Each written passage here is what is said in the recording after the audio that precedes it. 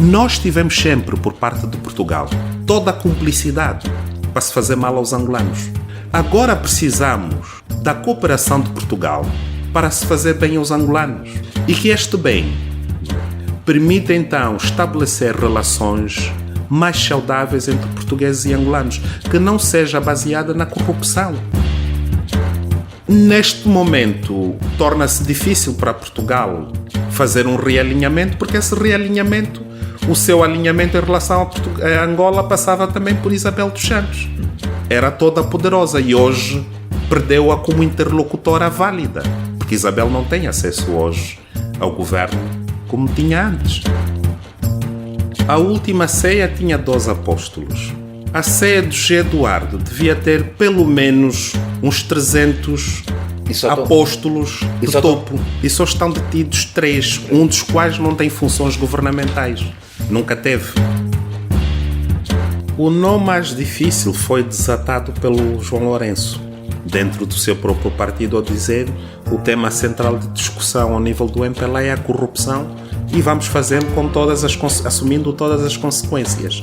Cabe agora aos cidadãos aproveitar este momento e denunciar todos esses casos.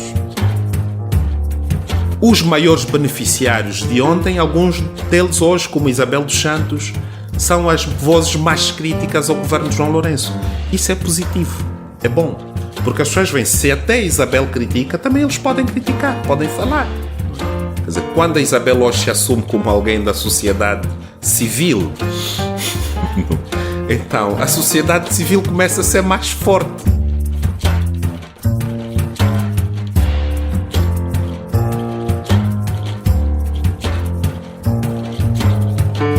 É mais do que uma entrevista, é menos do que um debate. É uma conversa com um contraditório em que, no fim, é mesmo a opinião do convidado que interessa. É um debate em que eu perco sempre. Perguntar Não Ofende é o podcast semanal assinado por mim, Daniel Oliveira, o que não faz chorar. Quase sempre sobre política, às vezes sobre coisas realmente interessantes. Ouça e subscreva em qualquer aplicação iOS, Android, no Mixcloud ou no SoundCloud. Vá a patreon.com/perguntar não ofende, conheça as vantagens de ser patrono e apoie financeiramente a produção deste projeto independente.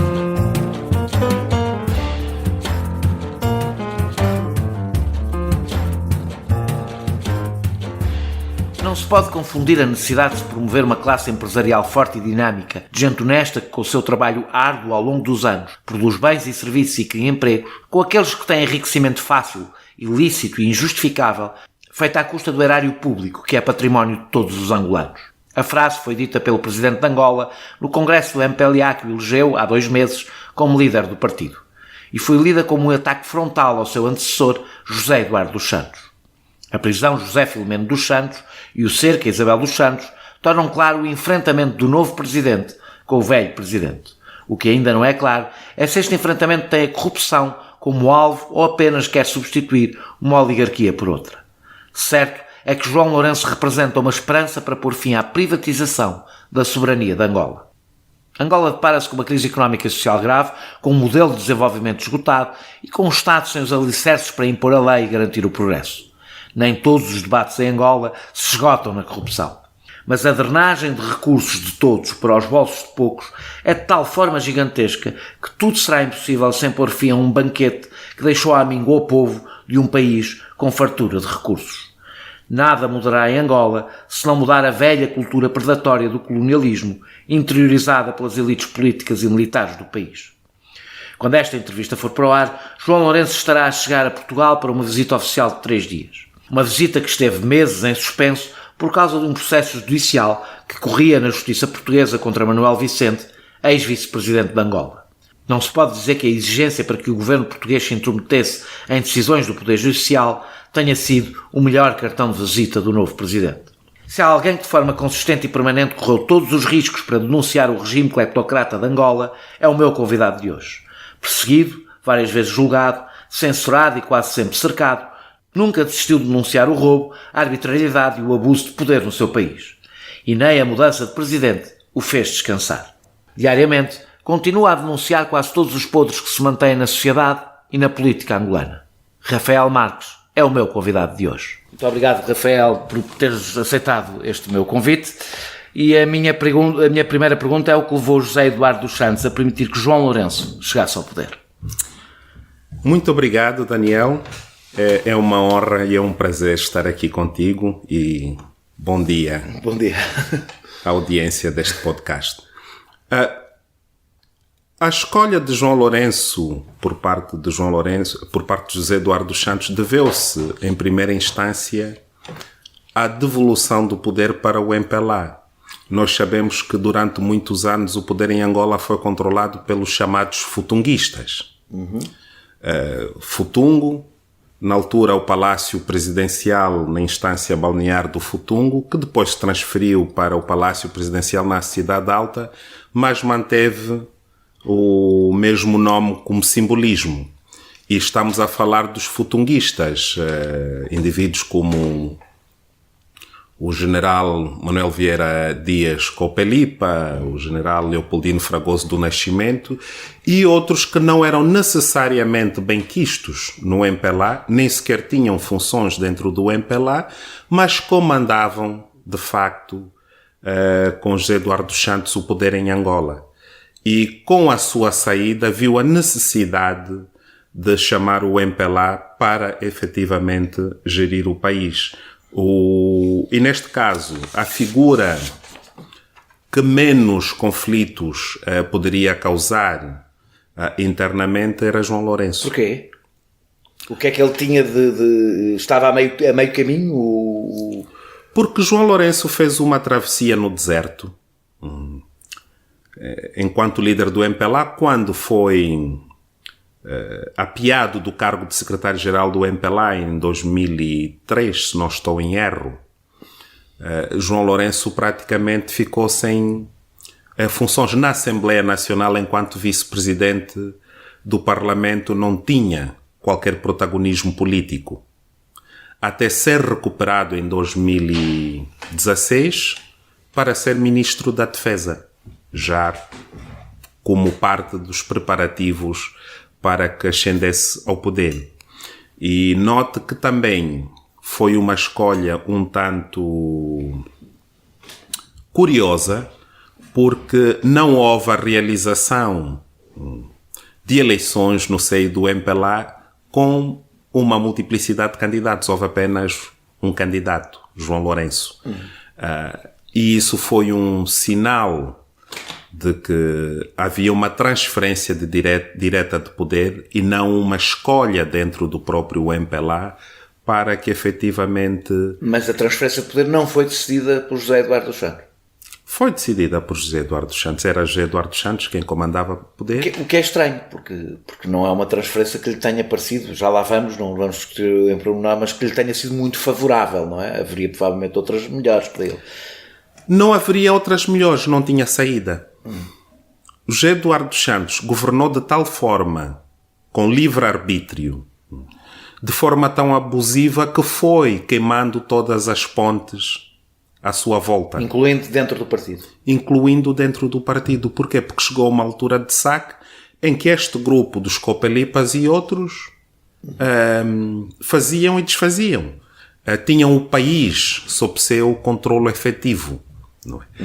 A determinada altura, por exemplo, há um gabinete lá da holding do triunvirato presidencial, como lhe chamavam, o Manuel Vicente, o General Dino e o Copelipa, no chamado prédio chinês, o prédio CIF, onde este grupo, liderado pelo General Dino, que é o responsável pelos negócios, recebia os ministros. Não era o General Dino que ia até com os ministros. Era o General Dino que os recebia. Portanto, o centro do poder estava ali. E José Eduardo dos Santos sabia perfeitamente que não tinha como deixar o poder a estes indivíduos, até porque não tinham, pelos estatutos do MPLA, não tinham condições de o substituir. Por isso tinha de entregar o poder ao MPLA. Passemos para o presente. Com João Lourenço vive-se uma nova era. Sentes que há esperança por parte das pessoas? E talvez a pergunta mais importante, que é aliás a pergunta que dá título a este podcast, se o banquete acabou. Já houve mais esperança por parte da população com os discursos assertivos de João Lourenço contra a corrupção e com a tónica de mudança. Mas há uma realidade que tem esfriado esta esperança. A situação económica é cada vez pior. É que isso demora mais tempo a mudar, não é? Demora mais tempo a mudar. Mas não custaria nada ao Presidente mudar a equipa económica. Bastava admiti-los. Porque é a mesma equipa económica que participou e que fomentou este banquete.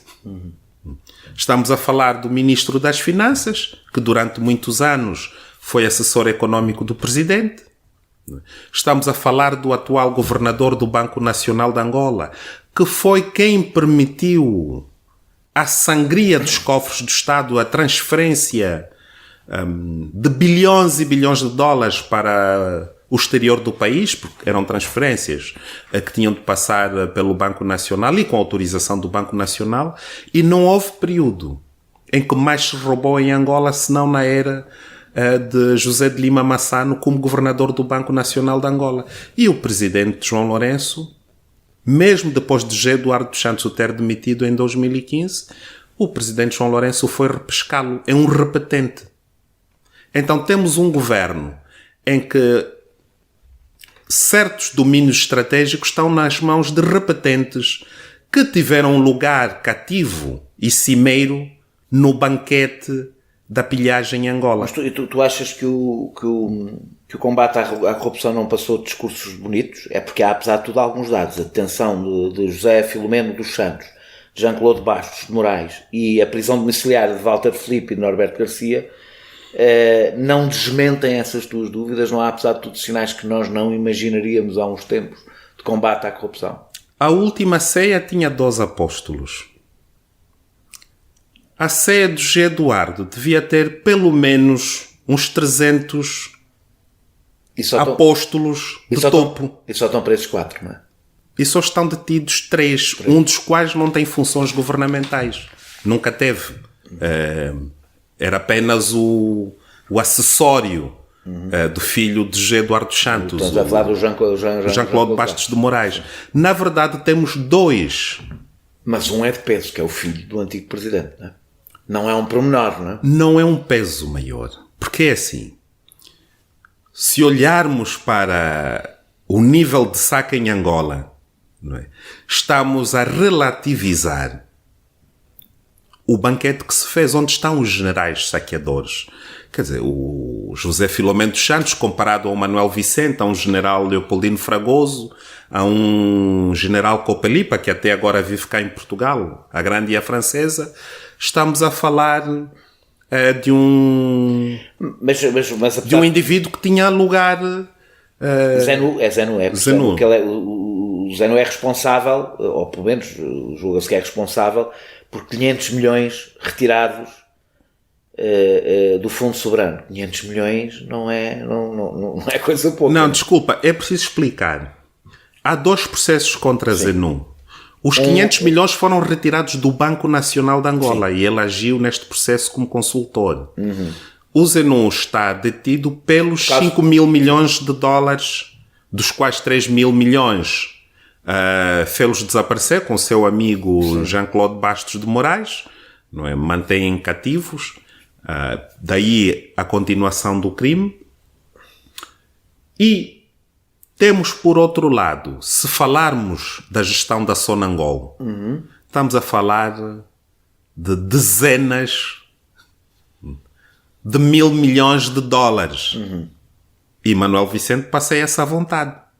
Se falarmos do Gabinete de Reconstrução Nacional, dos créditos concedidos pela China, que o general Copelipa geria à sua maneira, estamos a falar de dezenas de mil milhões de dólares.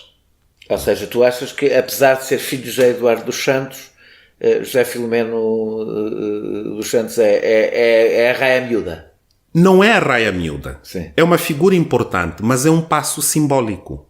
Porque o Presidente falou no banquete. Também são importantes, não é? Sim, mas daí não podemos dizer que há uma grande luta contra a corrupção por termos uma figura detida quando deviam estar pelo menos 30. Houve duas leis que foram aprovadas, corrijo-me se estou enganado, que é a lei de repatriamento de capitais e a lei para o repatriamento coercivo e perda alargada de bens, é assim que se chama. Achas que terão algum efeito? Disseste que tu escreveste que a lei de repatriamento de capitais era uma lei de branqueamento de capitais. É verdade. Porquê é que dizes isto? Tens que dar algum enquadramento destas leis às pessoas Com para certeza. perceber o que é que isto é? A lei de repatriamento de capitais concede a quem tenha pilhado o país o direito de fazer o retorno dos bens roubados ao país e mantê-los como seus, legitimando-os desde que este dinheiro esteja em Angola. E pode depois usá-lo a seu bel prazer. Em Portugal também já não é esta dimensão, evidentemente, mas também já se fez uma lei semelhante. Não é uma forma, como é que é dizer, pragmática de tentar reverter a sangria do dinheiro que houve nos últimos anos. Esta lei, e eu digo isso e digo aqui em primeira mão, esta lei foi feita por iniciativa de Manuel Vicente. Sim. Basicamente foi uma lei feita à sua medida, para servir os seus interesses. E posso até explicar detalhes como se fizeram isso, com a participação do atual governador do Banco Nacional de Angola, José de Lima Massano, que é uma figura muito próxima de Manuel Vicente. Não é uma lei séria. Daí que o próprio presidente e o próprio MPLA tenham reconhecido... Isto refere-se à lei de repatriamento de capitais, sim, porque há a segunda, não é? Que tem a ver... A segunda vem corrigir... E a segunda já é mais hostil em relação a quem tenha roubado, porque implica basicamente a venda dos bens, não é? Que existem no exterior para recuperar o dinheiro. Se eu percebi o que é ela. A venda dos bens, mas nós também temos, muitos desses indivíduos têm bens em Angola. Tem um património considerável que foi retirado do Estado. Devia começar-se por aí. Por exemplo, o investimento que a Sonangol fez na Unitel, que é a maior empresa de telecomunicações e tem um rendimento anual a determinada altura ultrapassava $1.000 milhões por ano. Não é? A Sonangol anunciou que vai vender a sua participação sem ter discutido a recessão dos dividendos que Isabel dos Santos deve à Sonangol. E sem ter iniciado um procedimento judicial para reclamar as participações que Isabel dos Santos tem e que foram inicialmente pagas com dinheiro do Estado, como a participação da Isabel dos Santos na Galp. Eu compreendo a tua exigência e acho muitíssimo bem. Minha pergunta é, não estás a não ver alguns passos, apesar de tudo isto era impossível no tempo de José Eduardo dos Santos. O debate não estava nesta eu estou a ver e também tenho grande esperança neste presidente, mas é assim, ele tem uma oportunidade histórica, tem uma oportunidade soberana. E enquanto crítico é meu dever apontar para o que não está a ser feito, de modo a que possamos caminhar... Mas está a ser feita alguma coisa? De forma eficaz. Está a ser feita alguma coisa, mas de forma muito lenta. E porquê que é de forma muito lenta? Porque, vejamos, houve a substituição do presidente, não houve a substituição do regime. É aí que as pessoas têm que ter algum cuidado. E há alguma possibilidade de haver uma substituição do regime? Ou seja, há um medo sempre em relação à Angola, exterior e eu imagino que interno também. As pessoas que dominam o poder judicial são as mesmas pessoas. Já vamos falar do Poder Judicial. Mas a minha pergunta é, se tu não achas que existe algum receio de haver uma convulsão tal que ponha em risco a paz social e a paz... Ou seja, às vezes há mudanças, já assistimos a vários regimes que mudaram por dentro, não é? Tu não achas que isso seja possível em Angola, o regime mudar por dentro? É possível mudar por dentro, caso o presidente seja encorajado a fazê-lo. E o presidente tem todo o apoio popular e até meses atrás tinha todo o apoio do exército para fazê-lo. Porque é que diz até há alguns meses aconteceu alguma coisa interessante que reduzisse o seu apoio no exército? nomeou um chefe de Estado-Maior que está a desestruturar o exército. Esta é a verdade. Nomeou um comissário político para uma função de Estado-Maior e sem credibilidade, sem autoridade moral para conduzir as Forças Armadas angolanas para o caminho certo. Deixa-me voltar só aqui à lei, às duas leis que referi. Acreditas que Portugal vai cooperar para o repatriamento de capitais e bens com Angola?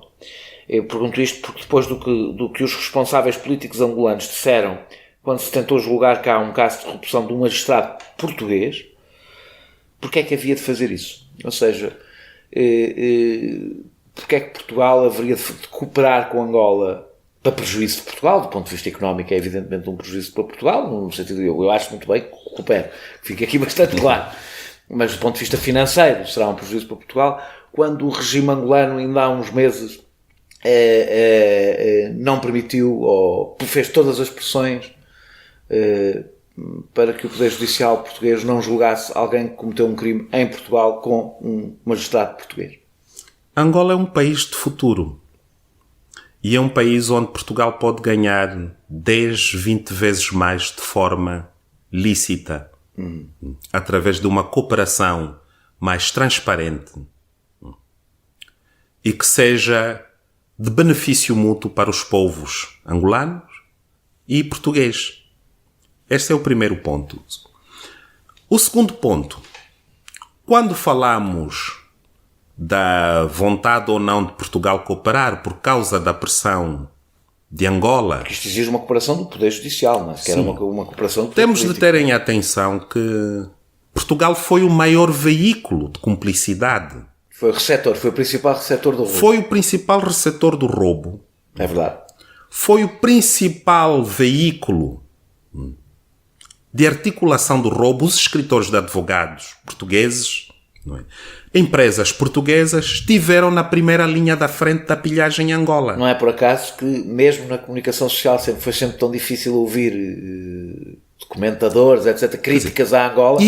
É porque está tão disseminada em Portugal a distribuição de dinheiro vindo de Angola. E quantos políticos portugueses, terminados os seus cargos, não foram trabalhar como consultores do governo angolano, a ajudar o governo angolano a uma série, a criar os mecanismos adequados, aparentemente, para que este banquete tivesse lugar. Por outra, estamos a falar também da Constituição angolana, que é uma Constituição bonapartista. Dá todo o poder ao Presidente. Dá todo o poder ao Presidente. Temos um Presidente Imperial e temos figuras desde Marcelo Rebelo de Sousa, por aí abaixo, dos mais reputados constitucionalistas portugueses, que ajudaram a fazer essa Constituição e ajudaram a promover essa Constituição, quando mesmo em Angola os juristas do MPLA diziam que era uma Constituição atípica. Eu ainda lembro as declarações do Marcelo Rebelo de Sousa a dizer, pronto, que em Angola, de acordo com as tradições, o sobe é que manda. Não é? Então, nós tivemos sempre, por parte de Portugal, toda a cumplicidade para se fazer mal aos angolanos. Agora precisamos da cooperação de Portugal para se fazer bem aos angolanos. E que este bem, não é, permite então estabelecer relações mais saudáveis entre portugueses e angolanos, que não seja baseada na corrupção e na má-fé. Então, se Portugal diz que não coopera, achas que Portugal tem um dever ético, até pelas suas responsabilidades, de cooperar? Eu não sei se falaria em dever ético, porque não se pode pedir ética a um governo português em relação a Angola. Mas é do interesse económico de Portugal que esta situação seja resolvida. Para quê? Para que Portugal possa ter futuro no futuro de Angola. Mas tu achas que há alguma razão para Portugal acreditar que o futuro em Angola vai ser assim tão diferente do presente? Ou seja, que no futuro em Angola a forma de fazer negócios com Angola será a forma legal Foi Portugal quem ajudou com leis com todo o tipo de parafernália, até porque investidores estrangeiros de outros países, muitos deles para investir em Angola passaram por escritores de advogados portugueses, passaram por intermediários portugueses. Então Portugal tem esta capacidade, tem este dever. E estou a falar estritamente do ponto de vista económico, porque não se pode pedir ética, não é? Nas relações entre Angola e Portugal. Não, geralmente nas relações diplomáticas, mas pelo menos não é de costume. Sim. Através de patreon.com/perguntar não ofende, pode apoiar diretamente a produção deste projeto independente. Qual achas que foi a função de toda a novela de Manuel Vicente? O que é que realmente se passou de Manuel Vicente em relação ao que se passou em Portugal, não é? Em relação ao processo contra Manuel Vicente, o que é que realmente ali se passou? Foi só uma questão jurídica, legítima, entre dois Estados? Foi mais do que isso? O que é que se passou ali? É assim, não há quem tenha roubado mais em Angola do que Manuel Vicente. E esse roubo passou por Portugal e passou pelas mãos de muito boa gente em Portugal. Era do interesse, quer dos portugueses, quer da elite portuguesa, quer da elite angolana, que Manuel Vicente não fosse julgado. Agora, é do interesse do novo presidente, é do interesse da população angolana que o património de Manuel Vicente seja investigado. E tu acreditas que isso vai acontecer? Pelo menos diz que há uma relação próxima entre o João Lourenço e Manuel Vicente. Não tem como não acontecer. E eu acredito, pessoalmente, que é uma questão de tempo apenas. Porque não poderá haver uma luta séria contra a corrupção sem que se explique onde Manuel Vicente colocou grande parte do dinheiro que pilhou de Angola. Tu achas é a principal figura, é o principal rosto. Pelo menos aqui em Portugal foi essa a sensação que se teve. João Lourenço se empenhou muito na defesa de Manuel Vicente. Ou seja, empenhou-se de tal forma que pôs as relações de Portugal e Angola, que são relações importantes para os dois países, em suspense e em perigo por causa de uma pessoa. Deu seguimento a uma política de Estado. Tu achas que não houve um corte, a tua expressão é um corte qualitativo em relação à corrupção? Achas que isso demonstra que não houve um corte qualitativo? Ainda não houve um corte qualitativo em relação à corrupção? Há da parte do Presidente a maior boa vontade, o maior empenho pessoal. Agora, a própria sociedade angolana e pessoas como eu têm de ajudar o Presidente a desfazer-se daquele grupo de indivíduos que estão ali à volta e que são os esteios, que sempre foram os esteios da corrupção em Angola, para que o país possa avançar. E é assim. E deixa-me esclarecer isso de forma... Por exemplo, muitas pessoas dizem, o João Lourenço também teve lugar no banquete. Ou como é que não viu que havia um banquete no MPLA? Tendo sido sempre membro do bureau político do MPLA. E eu tenho uma teoria, eu digo, olha, até pode ser que nessa altura João Lourenço tenha sido vegetariano. E por isso não tenha participado deste banquete em que tem havido leitão assado por todo o lado. Também se pode estar o caso de ter estado no banquete e já estar saciado e, portanto, e agora ter outros objetivos. A questão fundamental é que qualquer angolano tem o dever, se fez mal, de fazer bem. Houve uma guerra em Angola em que irmãos desavindos andaram aos tiros e a matar-se uns aos outros. A corrupção foi tão generalizada em Angola, na elite, que provavelmente o que se tem que fazer é resolver para a frente, não é? É resolver para a frente, com justiça e com diálogo. Agora, o que eu sou contra é o discurso de muitos indivíduos dentro do MPLA dizer, o João Lourenço também esteve envolvido, fazia parte do regime, então sabia, e não criticava. Isto não é argumento. O argumento é, chegou o momento de fazer um corte com o passado. Não podemos continuar a viver sob um regime de corrupção institucionalizada. E se o Presidente assim o decretou, deve ter todo o apoio para o fazer.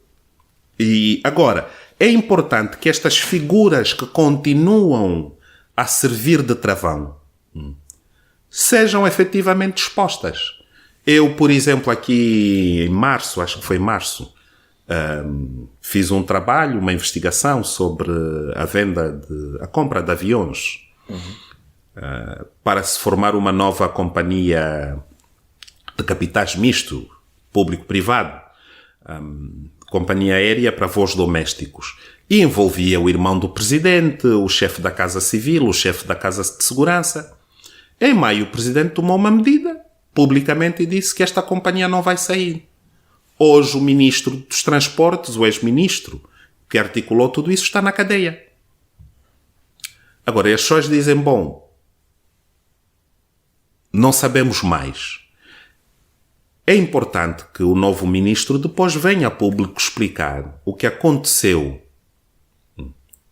com este projeto, de modo a que seja totalmente transparente. Então, há esse incentivo, e o presidente tem esse incentivo da sociedade, tem esse apoio. É uma coisa importante para os angolanos, a questão da corrupção. É fundamental. Quer dizer, quando eu digo é importante para os angolanos, evidentemente que é importante. Quando eu pergunto é se existe uma esperança que isso seja ultrapassado, se não há uma resignação. Há uma esperança, e essa esperança foi propiciada pelos discursos do próprio João Lourenço e pelas suas iniciativas. Portanto, mesmo que João Lourenço não tencionasse fazer grande coisa, ele abriu uma caixa de Pandora... Abriu uma caixa de Pandora e não pode fechá-la. Não tem como fechá-la. Um bocadinho como a perestroika do Gorbachev, depois de prometer a liberdade. Agora,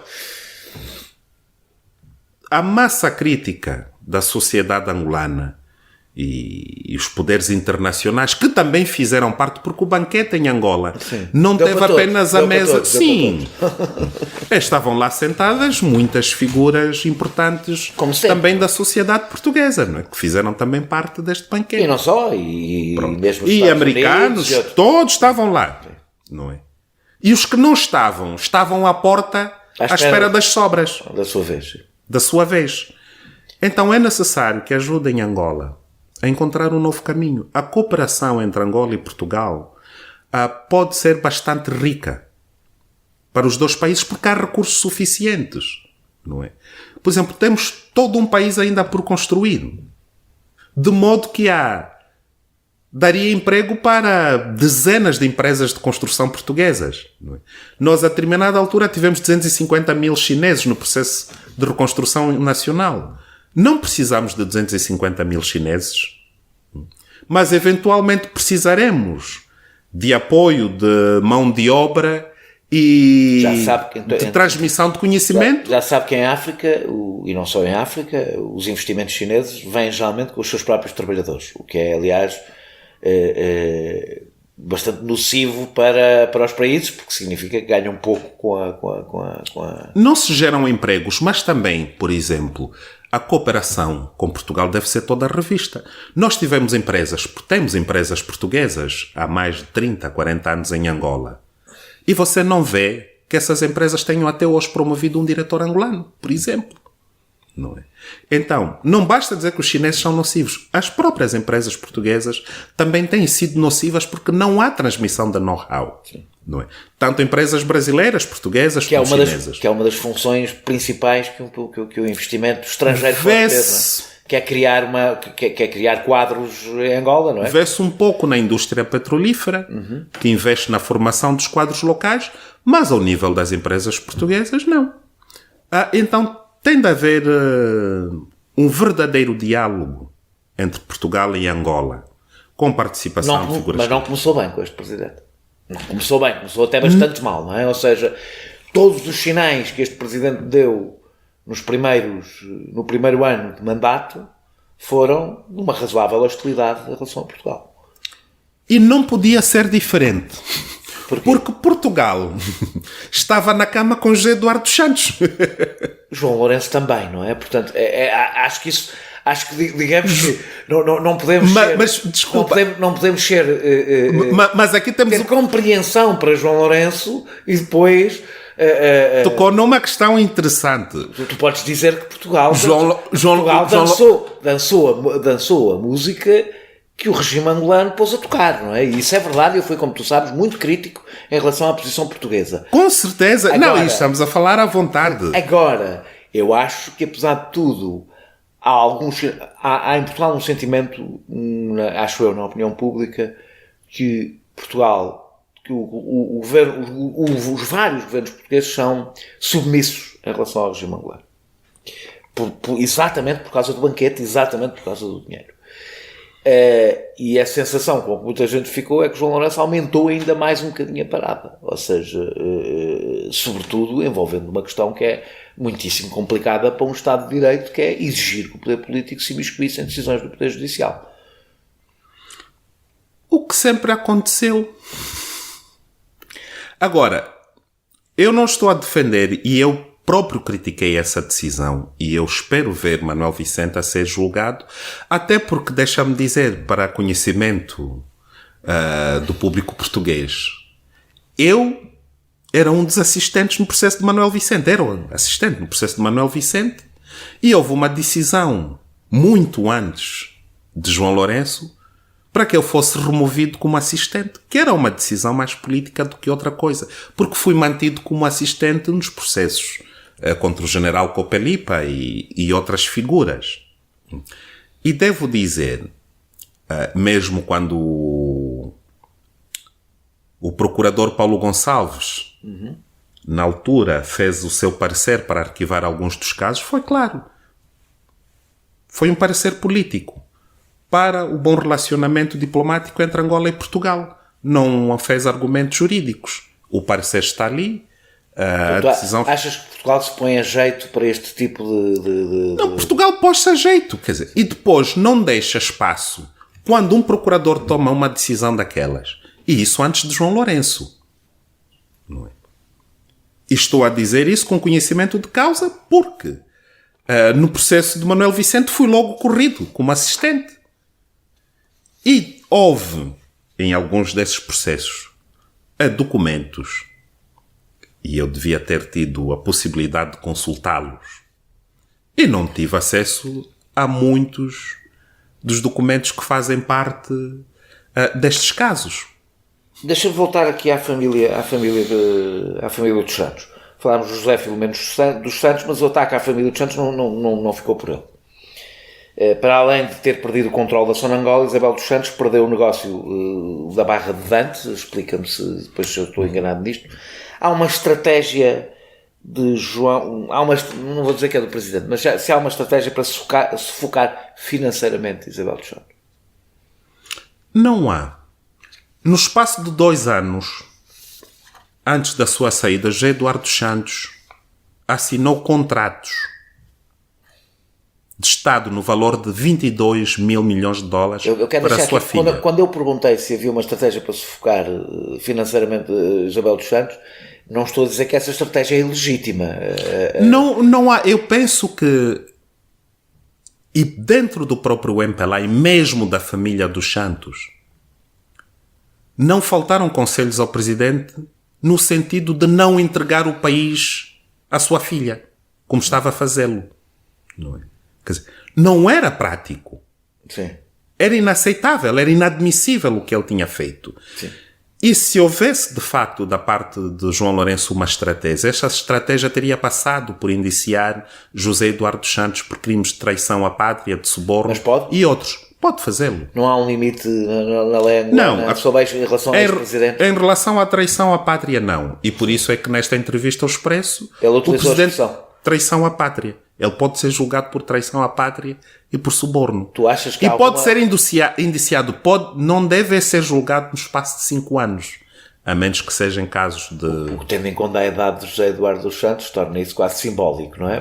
Quase simbólico, mas devia ser indiciado. Agora, Isabel dos Santos não se pode queixar. Eu penso que o que Isabel dos Santos devia fazer nessa altura... Mas eu não estava aqui a fazer uma pergunta moral. Sim, não é moral. Eu compreendo perfeitamente. Se existe uma tentativa de fazer um cerco a Isabel dos Santos, de tal forma que ela fique sem Há espaço. muitos negócios que, por exemplo, ministros e outros tinham consigo próprios e que eu tenho conhecimento e que foram... basicamente tiveram o mesmo destino. Foram bloqueados porque são ilegais, são ilegítimos. É preciso fazer mais. Agora, com Isabel dos Santos isso era bastante visível porque os grandes negócios com, por exemplo, Portugal e até com a própria China já passavam por Isabel dos Santos. E com a perda da Sonangol e destes negócios, Isabel dos Santos fica numa situação de asfixia financeira porque passava a vida a mamar do Estado. E o que João Lourenço fez foi retirar-lhe a chupeta. Retirou-lhe a mama. E ela própria perde interesse estratégico no exterior, não é? Porque sem o poder que tinha, não é? Neste momento, torna-se difícil para Portugal fazer um realinhamento, porque esse realinhamento, o seu alinhamento em relação a Angola passava também por Isabel dos Santos. Era toda poderosa e hoje perdeu-a como interlocutora válida, porque Isabel não tem acesso hoje ao governo como tinha antes. Não vai poder facilitar negócios de ninguém. Também há alguns sinais de favorecimento da família de João Lourenço, com a nomeação para Presidente do Tribunal de Contas de uma sócia da sua mulher. Penso não estar enganado. Sim, e fui eu quem denunciei isso. Pensas que podemos estar a assistir não um ataque à corrupção, mas apenas uma mudança da oligarquia? E precisamente por essa razão eu denunciei este facto. Escrevi. E também porque a senhora é economista e é uma função que devia ser entregue a alguém com conhecimentos com um outro perfil e um perfil mais competente, não é? Para que tenhamos um Tribunal de Contas sério. Que é uma coisa bastante importante. Que é bastante importante. Em países onde a corrupção é um problema especialmente grave. Não é? E há aquela noção de que o Presidente deve rodear-se de amigos. Eu sou contra isso. O Presidente deve rodear-se de cidadãos competentes. Um Presidente que está a tentar reforçar o seu poder, não é? Depois de tantos anos de outra presidência, se calhar precisa, não sei se amigos, mas pelo menos aliados, não é? Sim, mas se ele tiver pessoas bastante capazes do seu lado, ele terá os maiores aliados, porque serão as pessoas a fazer bem. E a ter um governo funcional. E a ter estruturas de Estado funcionais. E é isso que ele precisa. O maior aliado de João Lourenço deve ser a competência. Porque é através da competência, do fazer bem, que o povo conseguirá ver sinais claros e mudanças no seu nível de vida que lhes permitirão dar um apoio maior ao Presidente. E eu digo isso porque, veja, por exemplo, e neste momento em que falamos, no sábado passado houve uma repressão na região diamantífera das Lundas. E a polícia atirou contra um pequeno grupo de manifestantes que até já estavam a dispersar em uma manifestação pacífica e sem qualquer relevância política. E a polícia matou um indivíduo. Matou um indivíduo, torturou vários, estão vários na cadeia. Bom, um presidente que vem falar de mudança e que tem uma polícia que continua a matar cidadãos porque se estão a manifestar, alguma coisa está errada. Tu sentes que vai haver alguma mudança? Nós até agora falámos sempre de corrupção, ainda tenho mais uma pergunta que fazer, não é bem sobre corrupção, mas sobre a situação em relação a isso, mas deixa-me perguntar, sentes que há alguma mudança no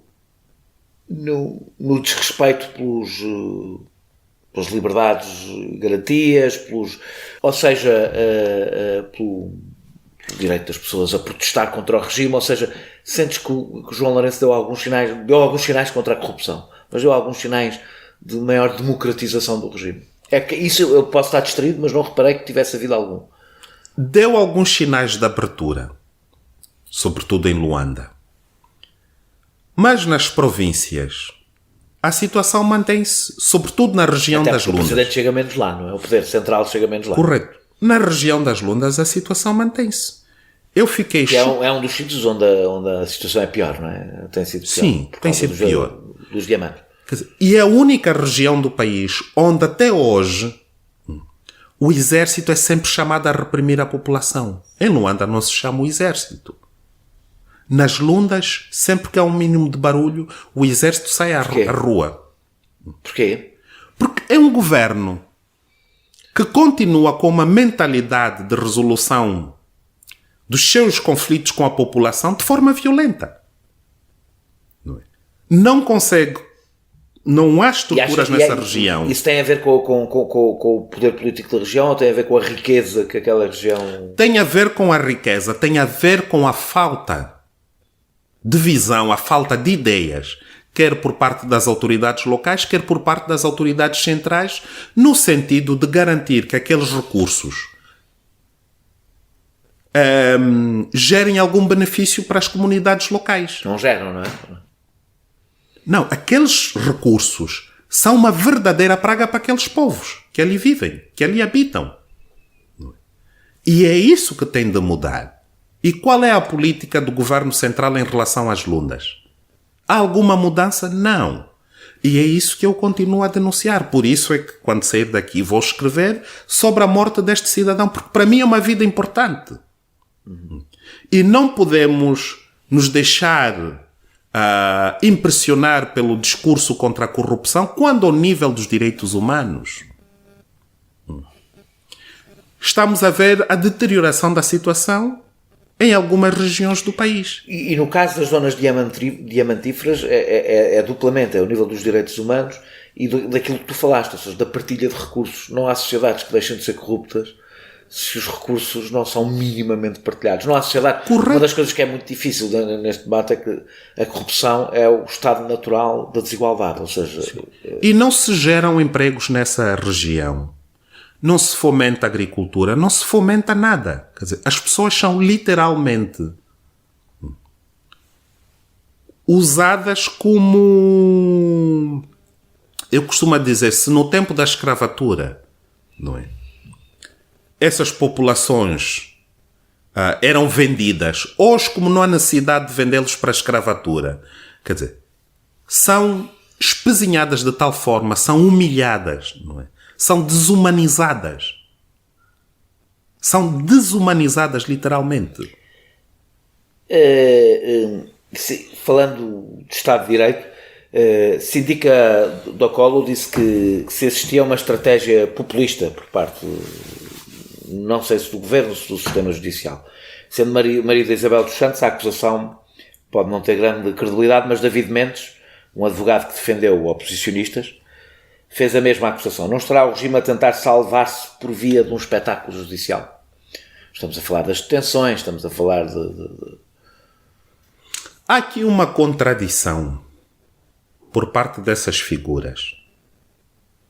Se não se utiliza o poder judicial, utiliza-se o quê? Se queremos construir um Estado de Direito, o que é que se faz num Estado de Direito sem o funcionamento dos órgãos de justiça? Eu tenho dito e tenho defendido, por exemplo, há muitos cidadãos que se encontram detidos. Sabe isso?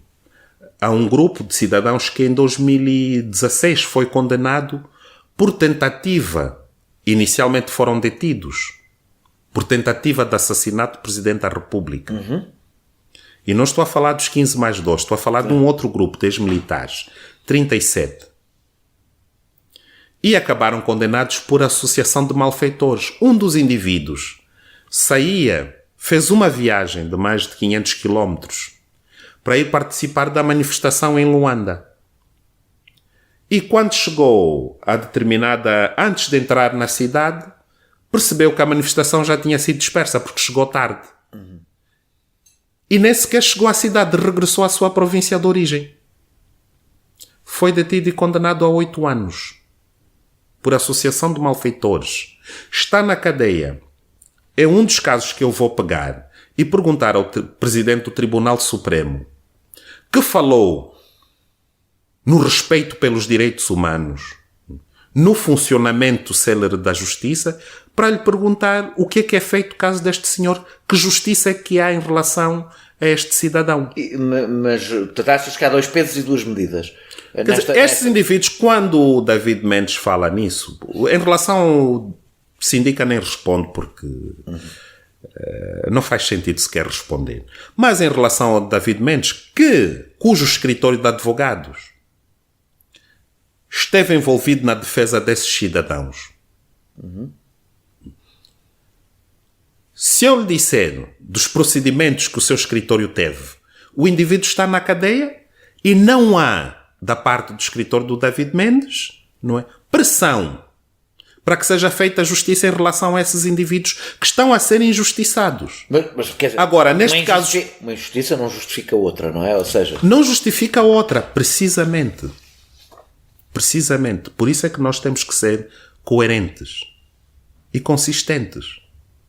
Temos que fazer pressão à justiça para que faça o seu trabalho. Agora, o que eu acho estranho é que de repente tenhamos atores, nesse caso políticos, porque agora o David Mendes é deputado da UNITA, a defender que indivíduos altamente corruptos não devem ser detidos, porque isto é populismo. Faz-se o quê? Não faz sentido nenhum. As pessoas podem ser julgadas sem serem detidas, não é? Podem só ser presas depois de um julgamento, não é? Correto.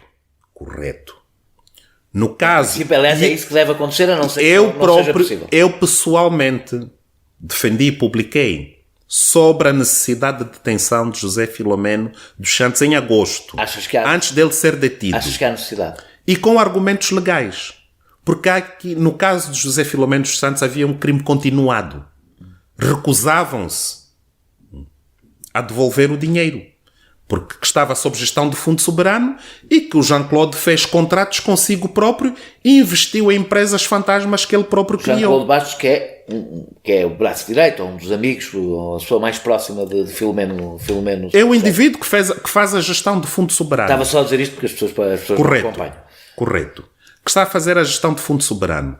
Quer dizer, em que país se admite, não é, que um indivíduo que tem a gestão de 3 mil milhões de dólares crie uma série de empresas fantasmas e mete lá os 3 mil milhões de dólares e diz não, e são contratos legais, temos cobertura do anterior presidente que assinou isto, não dou dinheiro nenhum.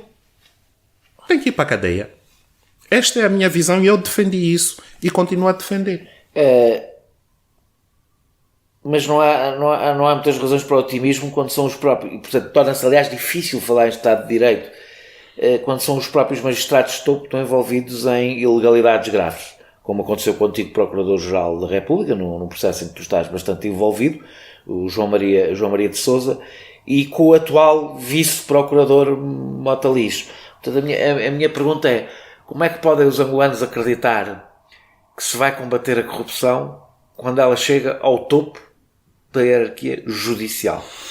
Os angolanos não devem acreditar. Os angolanos devem participar na denúncia de todos esses casos. Foi um ato corajoso do cidadão que veio ter comigo e disse, olha, tenho um diferendo com o Vice-Procurador-Geral da República e este indivíduo é corrupto. Apresentou-me as provas, eu escrevi. O Vice-Procurador-Geral deu uma entrevista à Voz da América a dizer que eu escrevi com inverdades. Sim. E no dia 18 de novembro, o Instituto... Já agora, eu não disse o que é que estás a falar do Vice-Procurador Mota Lixo, que está envolvido na construção de um centro comercial. Correto. Além de não poder, porque tem atividade exclusiva. E que centro comercial em seu nome? O centro comercial tem num terreno, o Sr. Mota Lixo adquiriu um terreno a uma pessoa que não tinha titularidade desse terreno. Ok. Não precisamos entrar em pormenores, era só para as pessoas perceberem o que é que estamos a falar. E ele foi avisado. Mas essa luta começa hoje, e essa é a esperança que o governo de João Lourenço dá, com muitas dificuldades. Saiu um esclarecimento do governo provincial de Luanda a dizer que efetivamente aquele terreno pertence ao senhor Pedro Matias e não tem absolutamente nada a ver com o Vice-Procurador-Geral Mota Lixo. Neste momento, o Vice-Procurador está a incorrer num crime de desobediência porque continua a construir o centro comercial quando há uma decisão do Tribunal e há uma decisão do Governo a presidente. A minha pergunta sobre isto é, a razão que eu estava a perguntar isto é, num país, isso acontece em vários países, não é um exclusivo de Angola, onde a corrupção se infiltrou em praticamente todos os domínios da vida. É difícil uma pessoa perceber por onde é que começa, ou seja, porque alguém tem que começar E se é o próprio sistema judicial, que é quem pode, num Estado de Direito, pôr fim à corrupção, não é a política. A política pode tomar medidas para contribuir para isso, mas só a justiça é que o pode fazer. Se não ficamos num beco, se Angola não está desse ponto de vista num beco sem saída, ou seja, se demorará décadas. Evidentemente há um lado que é uma questão cultural, como nós sabemos aliás em Portugal, onde a corrupção também existe em alguma dimensão, como aliás, se não existisse a relação com Angola não teria sido a que foi. A minha pergunta é, bom, se tu não olhas às vezes à volta e depois, independentemente de cada caso, perceber que vai ser difícil desatar um nó que foi atado durante tantas décadas.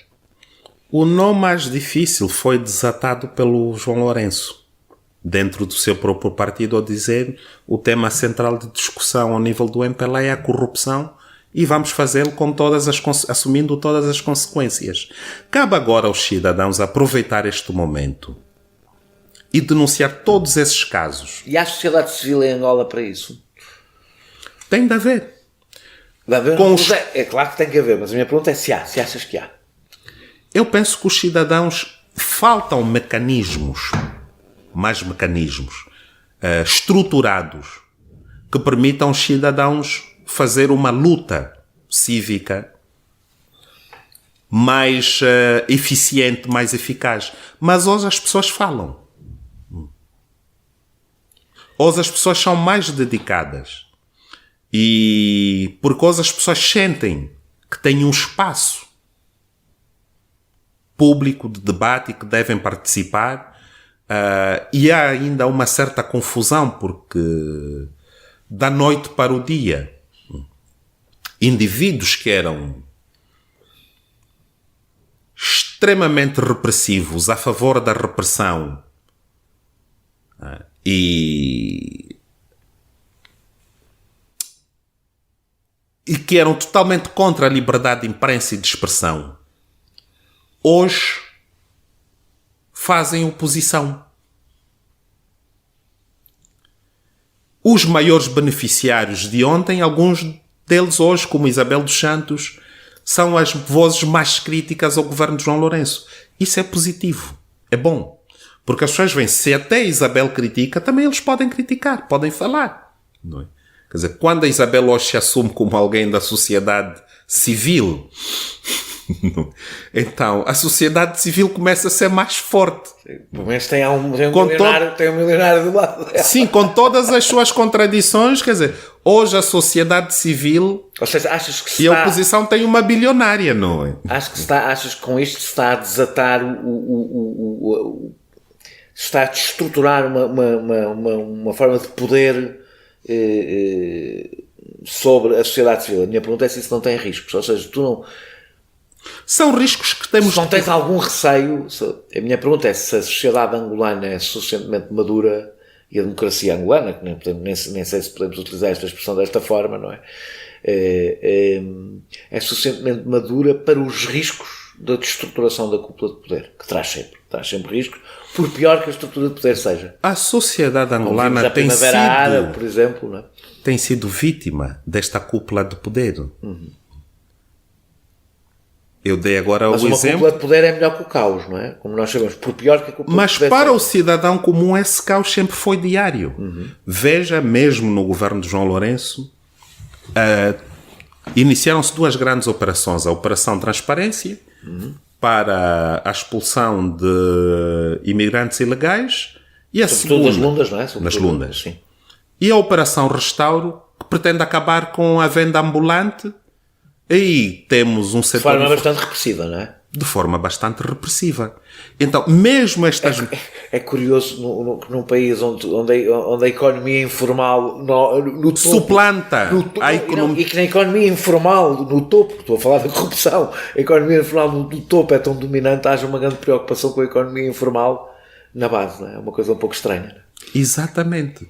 Então, quem está a levar agora com cacete no lombo é o povo outra vez, não é o Zenu. O Zenu não apanhou nenhuma cacetada. Quer dizer, está numa cela confortável, com televisor, ar-condicionado, mas as vendedoras ambulantes, as zungueiras, estão a levar com um cacetete no lombo, não é? E é aí onde a sociedade civil deve ter um papel mais interventivo, em vez de ser o papel de defesa do ZNU, que é muito estranho para mim. Falando, aliás, que tem a ver com isto, há algum sinal da saída para breve da crise social e económica que se vive em Angola? Porque é impossível, em geral, acho que estas coisas não se podem separar. Primeiro, não me parece que acabar com a corrupção chegue para resolver os problemas económicos e sociais de Angola.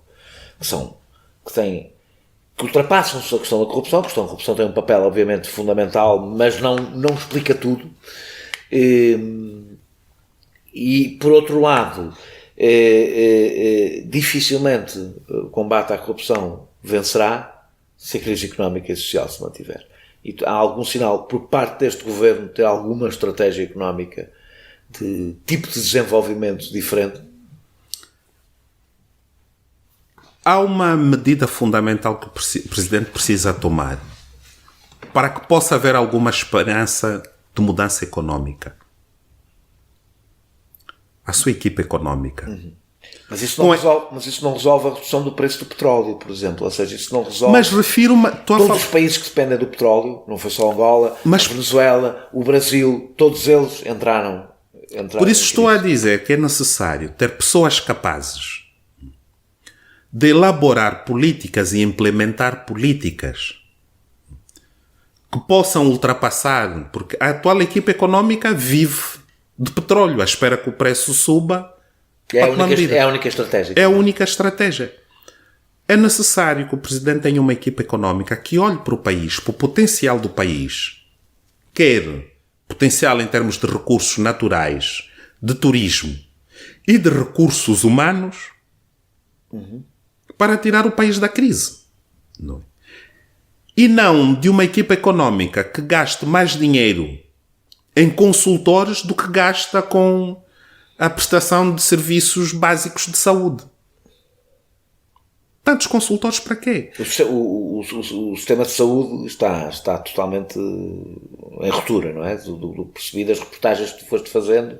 Sim, quer dizer, não... Nem se pode falar bem de sistema de saúde. Não, nem se pode falar em sistema de saúde. E é aí onde o Presidente precisa urgentemente de ter pessoas que pensem para além do petróleo e tenham soluções capazes. Eu costumo usar um exemplo. Angola não tem uma fábrica de fósforos. Usamos fósforos todos os dias. Temos florestas, temos todos os recursos para fazer fósforo. Então, já houve uma medida para que se fabricasse fósforo em Angola. Angola continua a ter, como grande parte de países semelhantes a Angola, uma economia extrativista, ou seja, não, porque temos que empresários... exporta os recursos sem mais, não é? Temos empresários. Assim, grande parte da classe empresarial angolana também faz parte da elite política angolana. Uhum. Sim, há uma completa promiscuidade entre as duas coisas. Sim. Eu faço-me rir cada vez que eu ouço dizer que a Isabel dos Santos é uma empresária, é uma coisa como... Não há uma diferenciação entre empresários e políticos. Não é? E entre empresários, políticos e militares, que é uma coisa ainda mais específica. Não é? Mais específica, exatamente. É necessário que haja uma separação completa. Quem é empresário é empresário, quem é político é político. Não podem ser as duas coisas ao mesmo tempo. Seria uma revolução extraordinária em Angola. Não é? Mas para isso é necessário que o Presidente tenha uma equipa económica exclusivamente dedicada a traçar políticas económicas e a implementá-las, sem que sejam ao mesmo tempo também atores empresariais. Deixa-me só, já passámos o nosso tempo, deixa-me só terminar a perguntar-te se já estás livre de todos os julgamentos. Neste momento não tenho tens nenhum pendente? Não tenho nenhum pendente, espero não ter em breve. Sentes uma mudança na liberdade de imprensa, na tolerância em relação à liberdade de imprensa em Angola? Há menos intolerância por parte dos órgãos de informação estatal, mas a censura continua. E para mim o maior sinal de liberdade de imprensa e de expressão é quando tivermos os órgãos de informação do Estado, que são pagos com erário público, a fazer investigações sobre a corrupção. Isso acho que tens que esperar mais um bocado. Sim, mas tem de ser exigente. Quando eu estou a dizer que tens que esperar mais um bocado, eu acho que isso demorou para aí 30 anos a acontecer em Portugal. Sim, a população angolana tem de ser exigente. E é meu papel instilar esse espírito de exigência na sociedade da qual faço parte. Mas tolerância em relação aos órgãos de comunicação privados, não é? Que são poucos, não é? Não, tolerância, por exemplo, em relação à UNITA. Já não chamam a UNITA de destruidora do país ou que a UNITA é culpada de tudo. Aí estás a falar dos órgãos de comunicação do Estado. Sim. Tu trabalhas, quer dizer, Em relação aos órgãos... fora dos órgãos de comunicação do Estado Esse... e em relação aos outros, mas eles são um pouco... Em relação aos órgãos privados, não é? Para além do grupo da comunicação social do Estado, o segundo maior grupo de comunicação social pertence a generais. Sim. General Copelipa, General Dino e o Manuel Vicente, que inicialmente também fazia parte do grupo e agora dizem que já fizeram a partilha de bens, mas que não acredito. Mas do triunvirato presidencial, Vicente, Copelipa e Dino. E estamos a falar então do grupo Mídia Nova, que tem a segunda estação de televisão em Angola, a TV Zimbo, o jornal O País e outros órgãos.